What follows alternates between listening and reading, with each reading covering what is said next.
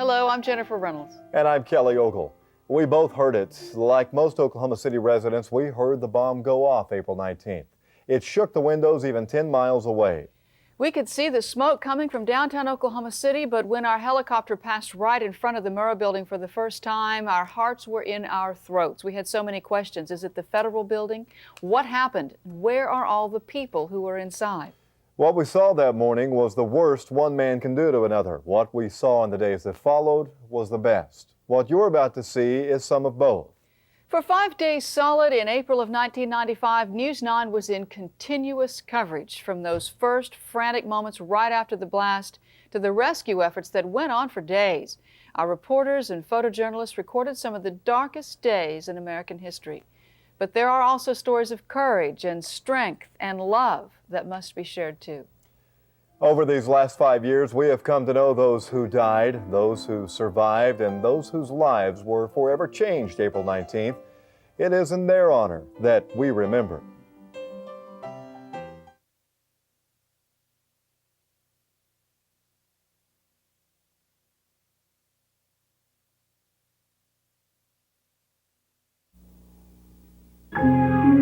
This is a Newsline 9 Memorial Day special. Terror hits home, a time to heal.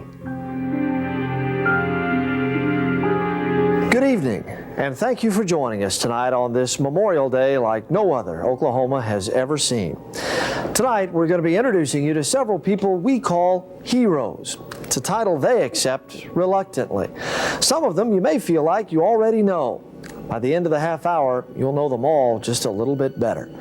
Our first hero tonight wears a badge of honor, Sergeant John Avery with the Oklahoma City Police Department.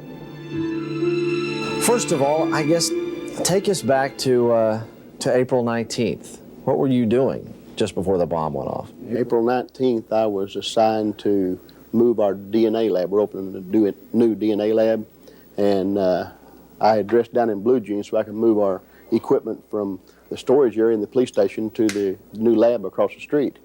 And we have labs in the basement, and we have labs in the police station. I actually thought one of the labs had blown up. That was my first impression, or maybe somebody had just actually blown up the police station. And so I ran outside and looked at the police station, and it was still standing. And I scanned the sky, and I saw this big white pillar of smoke going up in the air, a pillar of dust or something going in the air. And I realized that there was an explosion somewhere in the northeast part of downtown Oklahoma City.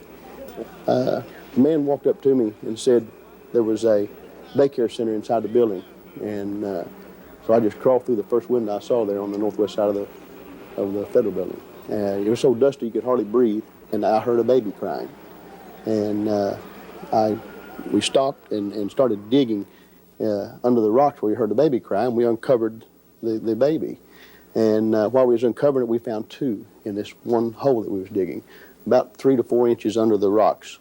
Some of the concrete we was lifting off of the babies was so heavy it took two of us to pick them up and lay them to the side. The first baby, the one that's crying, Sergeant Helmuth took that baby and left the way he knew how to come in the building. I picked up the second baby, and which was Bailey, and exited the building with her. Did you find yourself having to talk about this stuff quite a bit in order to get through it, or did you? I didn't have a chance. They took the picture of me. The photographer took the picture that everybody saw, and the next morning I went to work as my regular job, and they told us not to go anywhere, stay around the station, so if they needed us, they could utilize us. But right now they didn't have anything for us to do. So I stayed at the office, and at 11:30 I was eating dinner, and I'd told very, very few people that I'd even been to the building. It's something that I was keeping very private to myself, and I was very sad. I was not very active that day. And I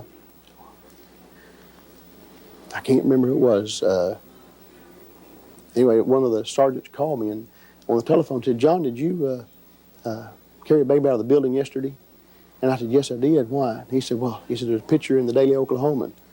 And he said, "Let me call you back." And 2 or 3 minutes he called me back, and he said, "John, your picture's all over the world." And I said, "You're kidding." He says, "No." He said, "It's serious." And he said, they've been looking for whoever this officer was all day long. He said that they had no idea who it was. You, later on, then you met Bailey's mother. That's correct. Very emotional situation. It's probably one of the best things ever happened to me in my life. Really? It's still emotional to me. It still brings out the emotions in me, but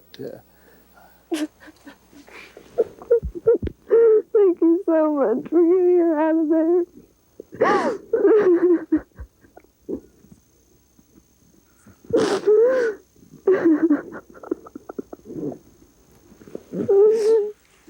Thank you so much for getting her out. No. At least she's out of there. I learned there that I can go talk to anyone that's having problems. And until this time in my life, if someone's having some real serious problems, had lost anybody in their family, I wasn't able to, I didn't know what to say to them. Yeah.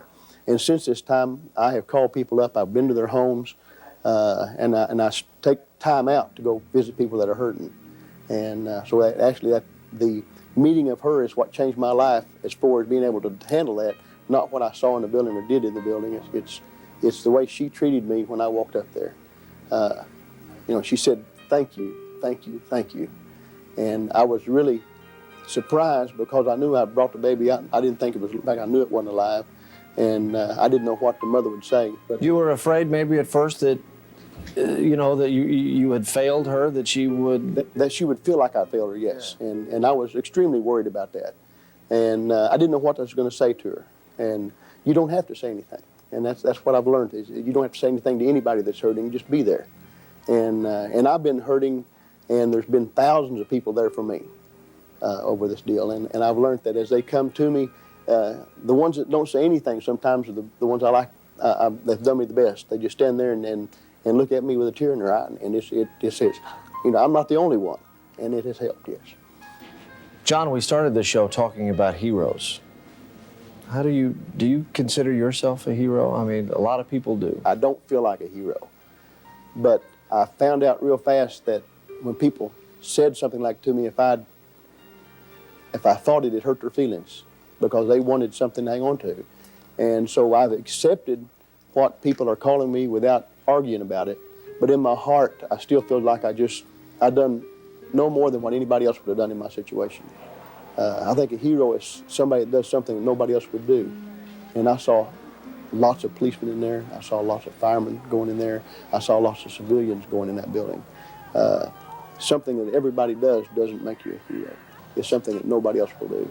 So no, I don't feel like it. But if you want to call me that, I accept it, and thank you for it, and we'll go on my way with it.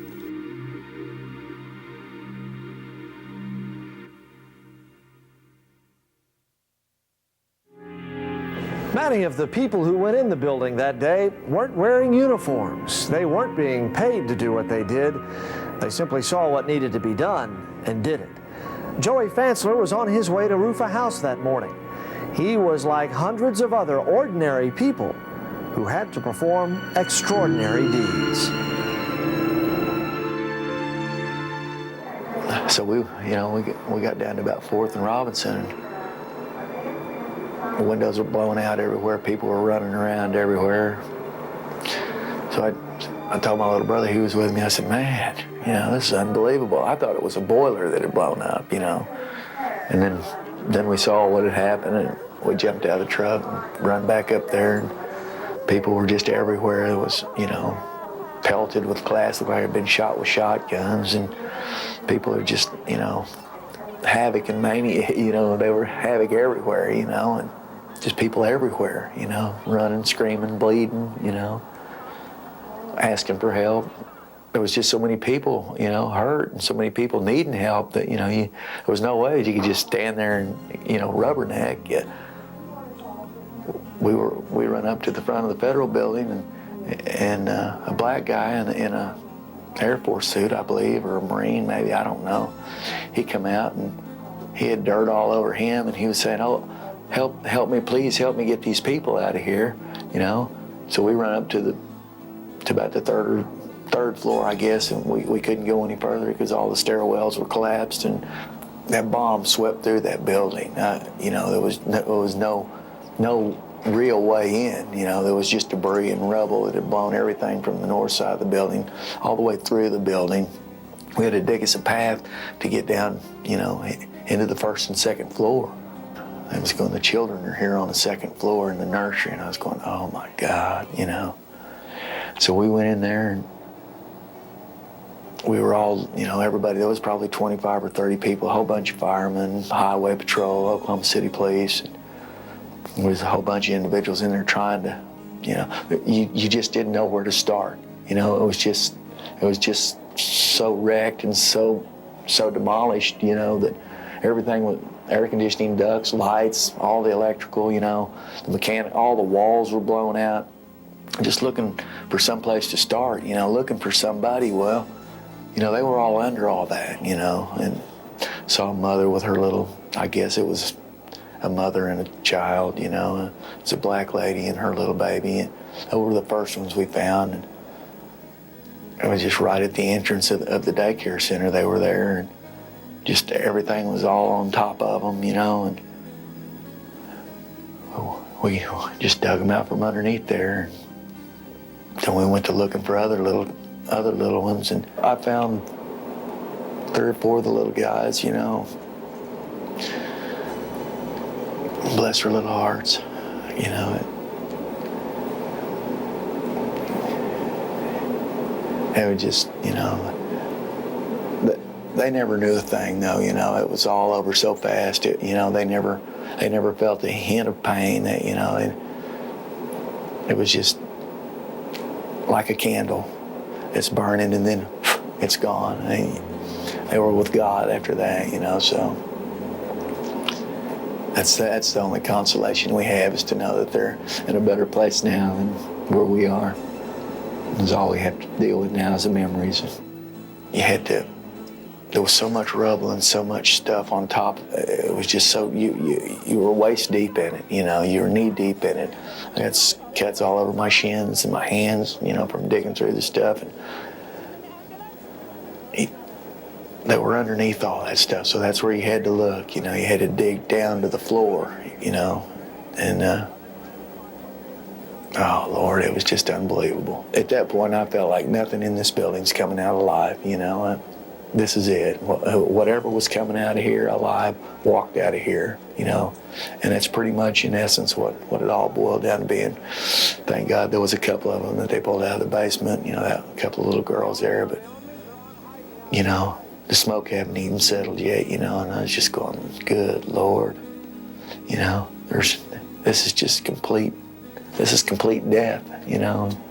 These people didn't deserve this, you know. That was the devil's hand, you know, casting a dagger of death into the heart of the United States of America.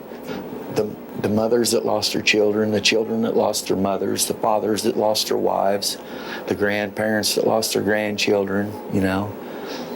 Just the list goes on and on. You know, and just being there doing the things that they're supposed to do to be a good citizen, you know. And they're working, doing the right thing, you know. Now they're dead because of it, you know. It's just unbelievable, you know. I sure wished I could have. I would have felt more like a hero, or, you know, or something if I could have carried one of those babies out of there alive, you know. So if there could have been anything like that, you know. But that was what everybody was working for, you know, help somebody, bring somebody out alive, you know. That was what we were all about. That was what everybody was all about. I'd just like to thank all the people of Oklahoma for, you know, pitching in and taking care of business, you know, and doing what needed to be done in such a beautiful manner, you know, just get in there and handle the deal, you know.